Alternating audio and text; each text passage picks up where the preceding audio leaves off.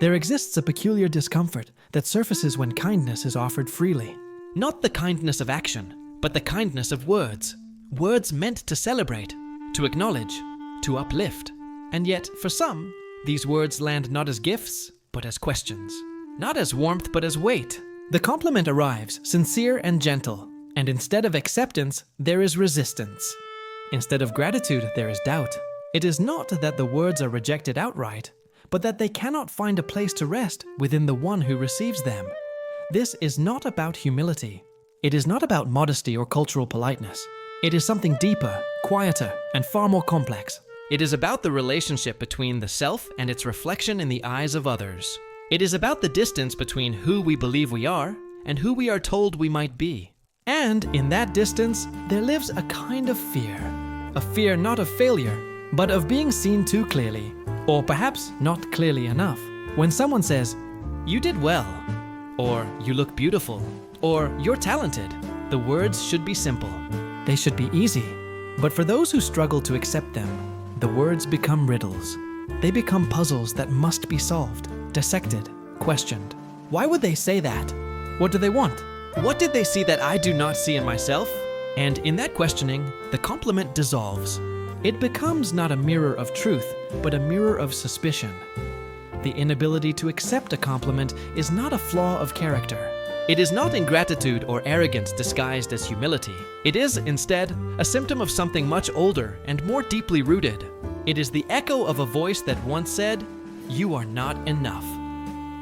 It is the residue of moments when achievement was met not with celebration, but with silence, or worse, with criticism. It is the internalization of a world that taught that worthiness must be earned, over and over, and that even when it is earned, it can be taken away. Somewhere in the past, there was a moment, or many moments, when the self learned to mistrust praise. Perhaps it was praise that came with conditions. Perhaps it was praise that felt performative, hollow, given not because it was true, but because it was expected. Perhaps it was praise followed swiftly by correction, as if to say, "You are good, but you could be better." And so the mind learned to armor itself. It learned that acceptance of praise is dangerous, because praise can be withdrawn. It learned that to believe in one's own worth, as reflected by another, is to give that other person power over one's sense of self. And so the deflection begins. "Oh, it was nothing. I just got lucky.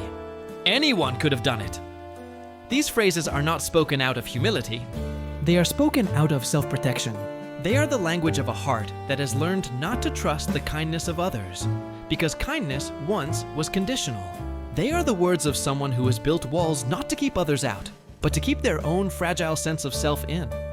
But there is another layer beneath this. It is not only about mistrusting others, it is about mistrusting oneself. The person who cannot accept a compliment often struggles with an internal dissonance, a gap between the person they believe themselves to be and the person they wish to be. When someone offers praise, it highlights that gap. It forces a confrontation with the self. If someone says, "You're so smart," and the internal voice says, "I'm not smart, I'm a fraud," then the compliment does not affirm. It accuses. It reminds. It brings to the surface all the secret fears of inadequacy that have been carefully hidden away. This is the psychology of imposter syndrome, though it wears many faces. It is the sense that any success is accidental, any talent is overstated, any beauty is temporary or illusory. It is the belief that if others truly knew, if they could see the doubts, the mistakes, the failures that live beneath the surface, they would retract their kindness. They would take back their words. And so, to accept a compliment is to risk being exposed. It is to risk the moment when the illusion shatters and the truth, as one believes it to be, is revealed. There is a sadness in this, a quiet, persistent sadness, because the person who deflects praise is often the person who most needs to hear it. They are the ones who work hardest, who strive most intensely, who carry the heaviest burden of self-expectation. They are the perfectionists, the overthinkers, the ones who replay every conversation, every interaction, searching for the flaw, the mistake, the moment when they fell short. And when praise comes, it does not land as relief. It lands as dissonance, because the internal narrative has been written already, and there is no room in that narrative for the possibility that they are, in fact, worthy. Childhood often holds the key. Not always, but often. The child who was praised only for achievement, not for being, learns that love is conditional. The child who was compared to others, who was told they were good but their sibling was better, learns that worth is relative. The child who was ignored, whose accomplishments went unnoticed, learns that they are invisible. And the child who was praised excessively, without honesty, learns that words are empty, that praise is manipulation, that nothing anyone says can be trusted.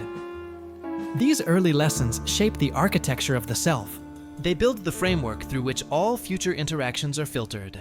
And when that framework is built on instability, on the belief that one is not inherently worthy, that one must constantly prove oneself, that one is always on the verge of being found out, then compliments become threats. They threaten to dismantle the carefully constructed identity. They threaten to challenge the narrative. They threaten to ask the question, what if you are more than you believe yourself to be? And that question is terrifying. Because if it is true, then it means years have been spent in unnecessary suffering. It means the voice that has been so carefully listened to, the voice of self-criticism, of doubt, of fear, has been lying. And to accept that is to grieve. It is to grieve the lost time, the lost joy, the lost opportunities for self-love. It is easier, in some ways, to reject the compliment, to stay within the familiar confines of self-doubt, to remain in the known territory of not enough, because at least there, the rules are clear. But there is also a pattern that emerges in relationships. The person who cannot accept compliments often struggles to offer them as well, or offers them in ways that feel forced, performative, or transactional. This is because they do not fully believe in the power of positive words. They have not experienced them as nourishing. They have not felt them as true. And so, when they speak kindness to others, there is a part of them that wonders if their words too are empty. If their words too will be deflected, rejected, mistrusted, this creates a cycle of emotional withholding, not out of cruelty, but out of learned behavior. It becomes difficult to build intimacy because intimacy requires vulnerability, and vulnerability requires the ability to be seen, truly seen, and to accept that what is seen is valuable. But if one cannot accept a simple compliment, how can one accept love? How can one accept belonging? How can one accept the idea that they are, simply by existing, enough? The struggle deepens in a world that often conflates humility with self-deprecation. There is a cultural narrative in many places that to accept praise is to be arrogant, that to acknowledge one's own strengths is to be conceited, that the truly good, the truly worthy, are those who downplay themselves, who minimize their achievements, who make themselves small. And so the person who already struggles with self-worth is given permission to continue struggling. They are told that their deflection is virtue. They are told that their discomfort with praise is a sign of good character. But this is a misunderstanding. True humility is not the rejection of truth. True humility is the acceptance of oneself as both flawed and valuable, as both limited and capable. It is the recognition that one's worth does not diminish the worth of others. It is the understanding that to receive kindness does not obligate one to perfection. It is the grace to say, thank you, and mean it without caveat or condition. And yet, for those who struggle, that grace feels impossible. It feels like a lie. It feels like pretending, because the internal world does not match the external affirmation. And so the gap remains. The dissonance persists. The compliment is deflected, again and again. And with each deflection, the pattern is reinforced. The neural pathways deepen. The belief solidifies. I am not worthy of this kindness. But here is the quiet truth. The one that is difficult to hear, and even more difficult to believe. Worth is not something that must be earned. It is not something that can be measured, quantified, or proven. It is not conditional on achievement, appearance, intelligence, or likability. Worth is inherent. It exists simply because existence itself is valuable. And when a compliment is offered, it is not a test. It is not a transaction. It is simply one human acknowledging another. It is the recognition of light, of effort, of presence. To reject that is to reject connection. To reject that is to remain isolated within the fortress of self-protection. And while that fortress may feel safe, it is also lonely. It is also cold, because no one can reach in if the walls are too high. No kindness can penetrate if the door is always closed. And so the question becomes, what would it take to open that door, even just a crack? What would it take to allow a compliment to land, to settle, to be received not as judgment, but as gift? It would take courage, certainly. It would take practice. It would take the willingness to sit with discomfort, to let the words exist without immediately dismantling them. It would take the decision to trust, just for a moment, that perhaps the other person sees something true, something that has been there all along, waiting to be acknowledged. The journey toward acceptance is not linear. It does not happen all at once, in a single moment of revelation. It happens slowly, quietly, in the accumulation of small choices. The choice to say thank you instead of but. The choice to let a kind word sit in the air without rushing to dismiss it. The choice to notice the discomfort without letting it dictate the response. These are small acts, but they are revolutionary. They are the beginning of a new relationship with the self. And this new relationship requires something that has perhaps been missing: compassion. Not the compassion we offer to others, which often comes more easily, but the compassion we offer to ourselves. The recognition that the inability to accept a compliment is not a personal failing, but a learned behavior. It is a protective mechanism that once served a purpose, even if that purpose has long since expired. And like all protective mechanisms, it can be honored for what it was and then gently released. This release does not mean suddenly believing every positive thing that is said. It does not mean adopting a false confidence or pretending that doubt no longer exists. It means creating space for both to be true at once. It means holding the tension between "I struggle to see my own worth" and "perhaps this person sees something I cannot yet see." It means allowing for the possibility that perception is not singular, that truth can exist in multiplicity, that the way we see ourselves is not the only way we can be seen. There is also a relational dimension to this healing. Because the person who cannot accept compliments often surrounds themselves with people who either stop offering them or who learn to communicate in ways that avoid triggering discomfort. And while this may feel safer, it also reinforces the isolation. It perpetuates the belief that praise is rare, that acknowledgement must be extraordinary, that kindness is the exception rather than the norm. But when someone begins to practice acceptance, even clumsily, even imperfectly, it changes the dynamic. It invites others to continue offering their truth. It creates a feedback loop, not of criticism and defense, but of generosity and reception. And perhaps this is where the deepest transformation occurs, not in the individual moment of accepting a single compliment, but in the gradual rewiring of the belief system itself. In the slow, patient work of challenging the old narratives. When the voice says, "They don't really mean it," the practice is to ask, "How do I know that? What evidence do I have?" When the voice says, "I don't deserve this," the practice is to ask, "Who decided that? Where did this rule come from?" These questions do not need to be answered immediately. They do not need to be resolved. They simply need to be asked, because the asking itself creates a crack in the certainty of self-doubt. Over time, with repetition and intention, the cracks widen. The light gets in, and what was once an automatic rejection becomes a pause. What was once a wall becomes a window.